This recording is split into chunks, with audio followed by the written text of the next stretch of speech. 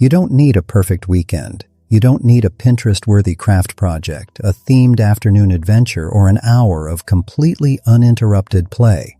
What your child's brain is actually craving, what it needs to feel safe, seen, and deeply connected to you, takes less than 3 minutes a day. And if nobody has told you that yet, then this might be the most important thing you hear all week. Because here's what's happening in millions of homes right now. Parents who love their children fiercely are lying awake at night wondering if they're doing enough. Wondering if the rushed mornings, the distracted evenings, the just one more minute moments on their phones are adding up to something that will hurt their kids. If that sounds familiar, you are not alone. And more importantly, you are not failing. Here's what most parents don't realize. The feeling of being truly seen by a parent doesn't come from duration. It doesn't come from spending 6 hours at the park or saying all the right things at dinner. It comes from attunement. And neuroscience now knows exactly what that looks like inside a child's developing brain. The limbic system, that's the emotional processing center deep in the brain, is constantly scanning the environment for one question: am I safe here? And does this person see me? Research from the University of California, Berkeley has shown that children's stress hormone levels drop measurably when a caregiver engages in brief, focused, emotionally attuned interactions, even interactions as short as 2 to 3 minutes. This means that what your child's nervous system is looking for isn't more time, it's more presence, and that changes everything. So let's build the ritual. 5 pieces that take less than 3 minutes combined.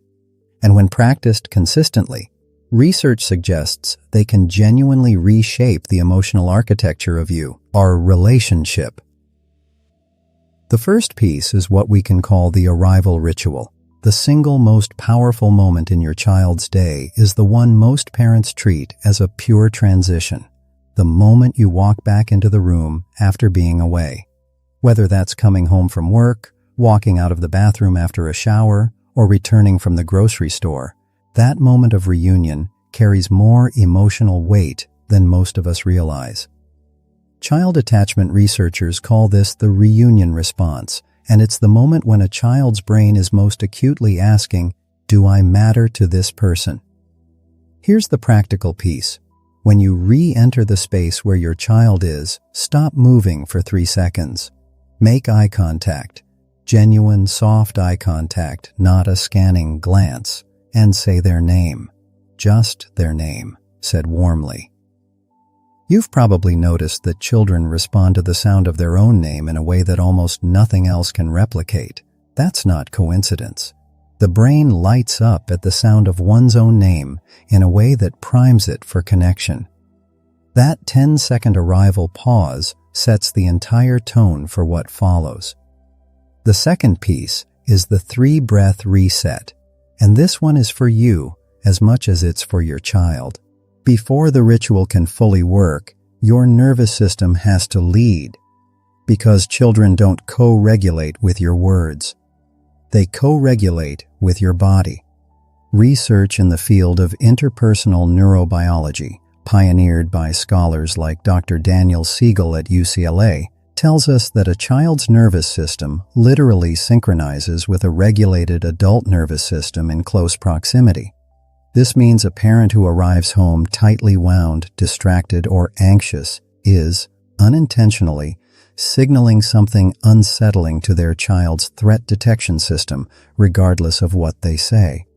So, before you reach for your child, before the conversation starts, take 3 slow, deliberate breaths. Not performatively, just quietly, dropping your shoulders, slowing your exhale. You'll feel it shift. Your child will feel it too, even if neither of you can name what just happened. This isn't meditation. It's 3 breaths. It takes 12 seconds. The third piece is the one most parents swap out for the wrong version, and that's the connection question. Most of us default to, "How was your day?" It's not a bad question. It's just a closed one. It hands the child a door with one handle. Fine. What research on emotional intimacy and parent-child communication consistently points to is the power of curiosity-driven, open-ended questions that invite the child into co-storytelling. Something like, "What was one moment today that felt really good?" Or, "Did anything surprise you today?" Even something small? Or for younger children, "What made you laugh today?" These questions signal to the child that you are genuinely interested in their inner world, not just their schedule, their grades, or their behavior. And that signal, repeated daily, builds what developmental psychologists call felt security, the deep internal sense that someone truly cares who I am, not just what I do. The fourth piece is the hours, E 20-second hold. This is where the body does what words can't. Oxytocin, often called the bonding hormone, is released during physical touch, but here's the detail most people don't know.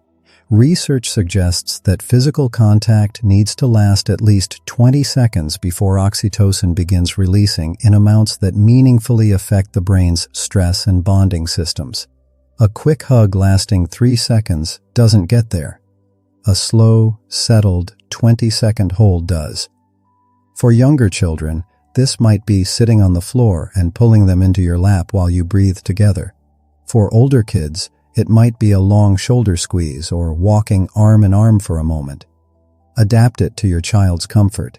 Every child is different. But find the version that works and make it a daily anchor point. This isn't about forcing physical affection. It's about creating a consistent physical signal that says, "I am here, and I am not rushing away from you." The fifth and final piece is what makes the first four stick, and almost no one talks about it. It's what we can call closing the loop, a deliberate verbal signal that you are present and the distraction is gone. Child development specialists have found that children as young as 18 months are acutely aware of when a parent's attention is divided, and that chronic partial attention can affect attachment quality over time. So the final piece of the ritual is just this. You look at your child and you say something like, "I'm here right now, just us." Put your phone face down on the counter in front of them so they see it happen. Sit on the floor, because getting to a child's eye level communicates equality and attention in a way standing over them never quite does. It doesn't need to be elaborate. It needs to be real. And children know the difference. Here's what this all means when you pull it together. The arrival ritual, the 3-breath reset, the connection question, the 20-second hold, closing the loop. Done consistently, not perfectly, just consistently. These 5 pieces create what attachment researchers call a secure base. The internal belief in a child that they are loved reliably, that they can return to you after conflict, and that the world is a little safer because you exist in it. That belief doesn't come from grand gestures. It comes from small, repeated, reliable moments of being truly met. Remember, you don't have to be a perfect parent. You don't have to get this right every single day. Research on attachment actually shows that repair, the moments when you miss a connection and then come back and try again, is just as important for secure attachment as getting it right the first time. What matters is the pattern, the intention, the willingness to show up in small ways over and over.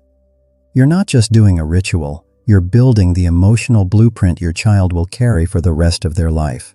Their definition of what love feels like, what safety feels like, what it means to truly matter to someone.